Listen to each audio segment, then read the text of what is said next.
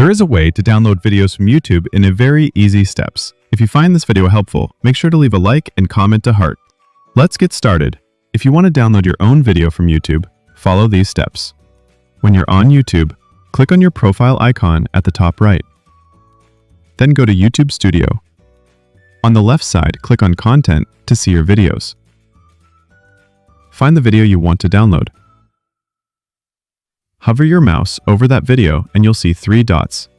Click on those dots and then select Download. Your video will start downloading to your computer. If you want to download other people's videos, do this. Go back to YouTube. Find the video you want to download. Move your mouse over that video. You'll see 3 dots. Click on those dots and choose Download.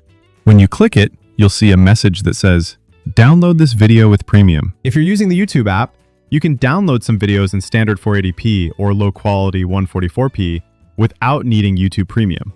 However, if you want to download in high quality 720p or 1080p, you'll need to have YouTube Premium.